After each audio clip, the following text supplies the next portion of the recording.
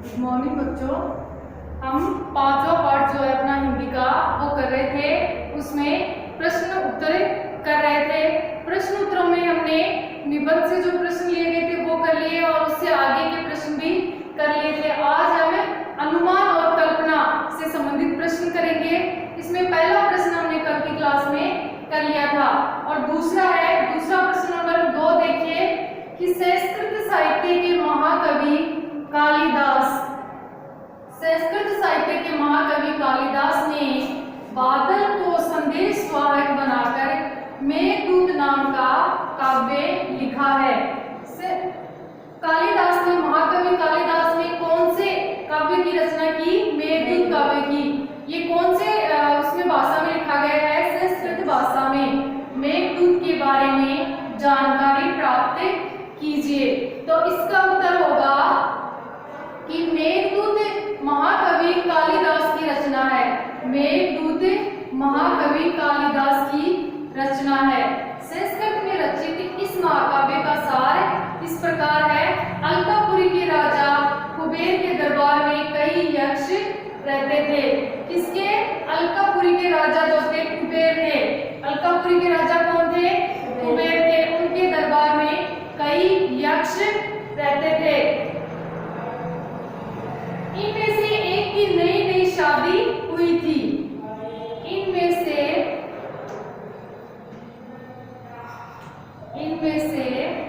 एक की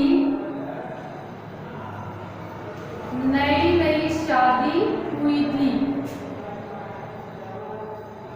इनमें से एक की नई नई शादी हुई थी।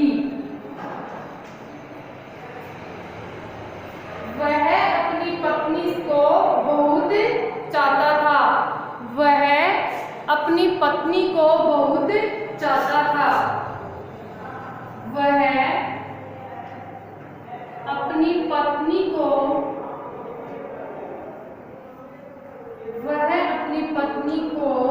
बहुत चाहता था।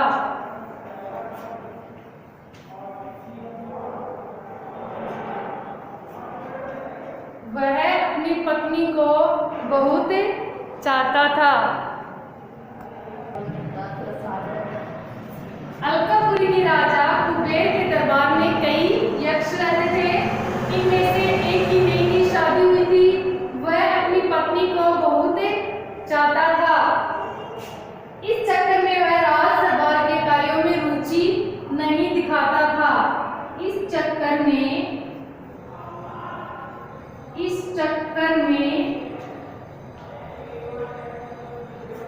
वह राज दरबार के इस चक्कर में वह राज दरबार के कार्यों में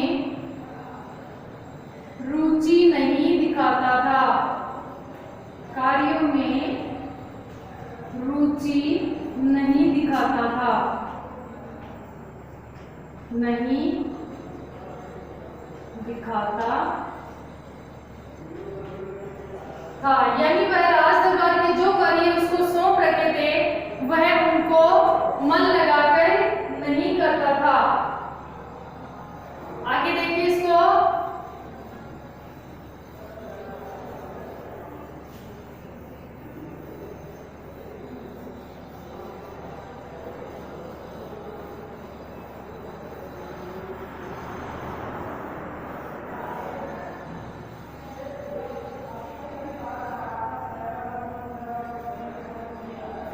वह राज दरबार के कार्यों में रुचि नहीं दिखाता था। कुबेर को यह अच्छा नहीं लगा। कुबेर को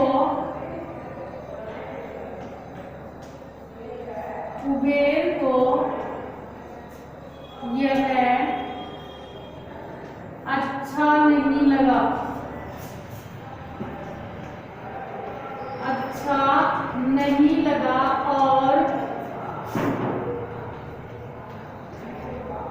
और उन्होंने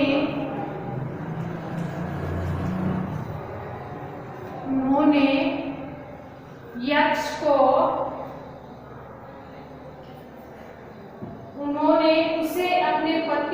पत्नी से अलग होकर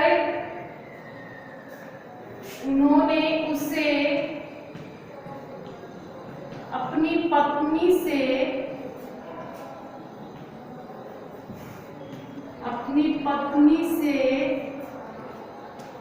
अलग होकर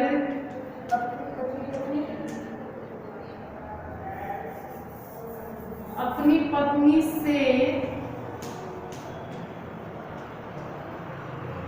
अलग होकर रामगिरी पर्वत पर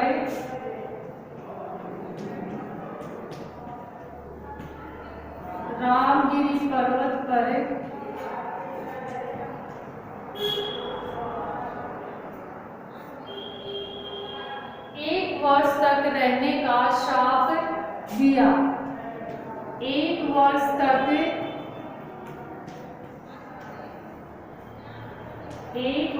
तक रहने का श्राप दिया।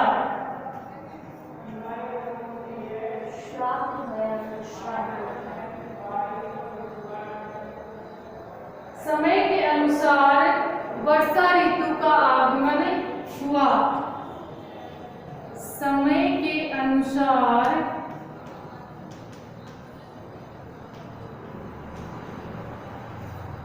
वर्षा ऋतु का आगमन हुआ।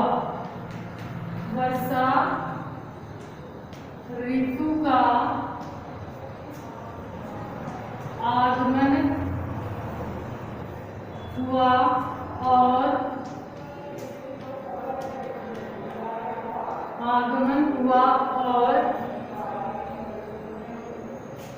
आकाश में उमड़ते काले बादलों को देखकर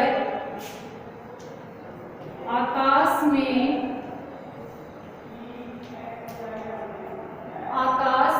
उमड़ते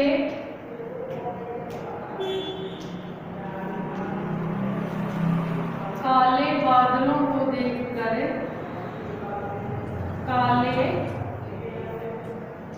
बादलों को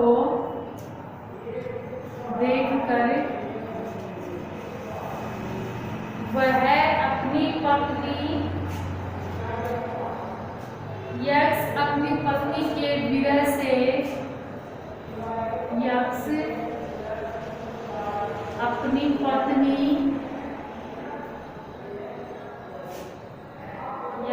अपनी पत्नी के विरह से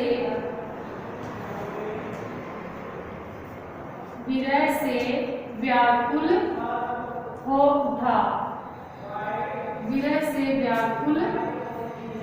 हो उठा। यानी उसे अपनी पत्नी की बहुत याद आने लगी। वह इन्हीं बादलों को दूत बनाकर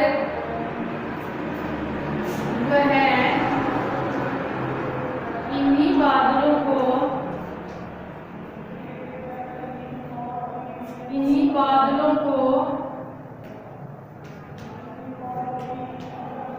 दूत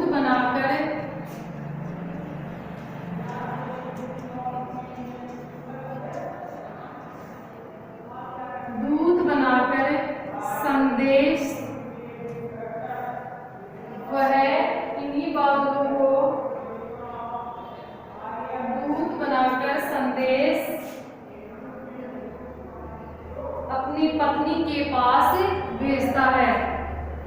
संदेश अपनी पत्नी के पास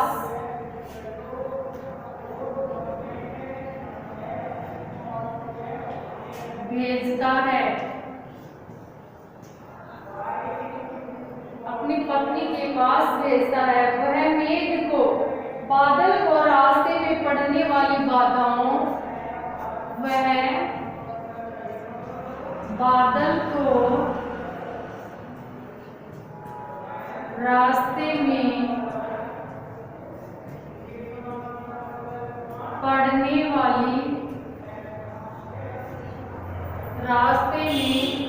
पड़ने वाली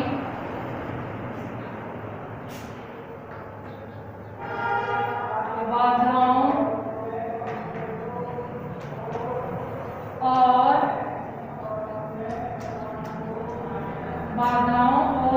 कठिनाइयों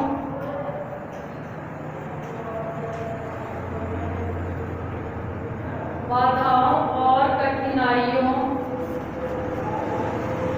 के बारे में बताता है। कठिनाइयों के बारे में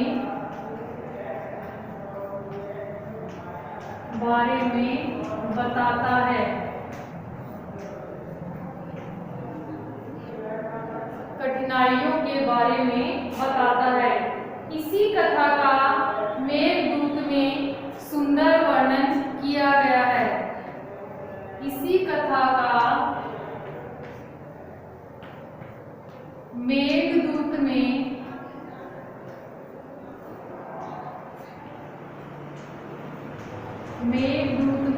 सुंदर वर्णन किया गया है। सुंदर वर्णन किया गया है। तो इसमें क्या बताया गया हमें कि कुबेर, अलकापुरी के राजा कौन थे? कुबेर थे, जिनके दरबार में, जिनके राजमहल में अनेक यक्ष रहते थे। उनमें एक कुबेर यक्ष नाम का, जो कई यक्ष रहते थे, उनमें एक यक्ष जो था, उसकी नई नई शादी हुई थी और वह अपनी पत्नी को बहुत चाहता था, लेकिन वह, उसका मोह जो है वो राज दरबार के कार्यों में बाधा बन रहा था। इसलिए कुबेर को यह अच्छा नहीं लगा और उन्होंने उसे अपनी पत्नी से अलग होकर रामगिरी पर्वत पर 1 वर्ष तक रहने का शाप दिया। समय के अनुसार वर्षा ऋतु का आगमन हुआ और आकाश के उमड़ते काले बादलों को देखकर यक्ष अपनी पत्नी के विरह से व्याकुल हो उठा। वह इन्हीं बादलों को दूत बनाकर संदेश अपनी पत्नी के पास भेजता है। वह बादल को रास्ते में पड़ने वाली बाधाओं और कठिनाइयों के बारे में बताता है। इसी कथा का मेघदूत में वर्णन किया गया है। तो ये हुआ अपना दूसरा प्रश्न पूरा हुआ। अब आगे के जो प्रश्न उत्तर है वो हमें अगली क्लास में करेंगे।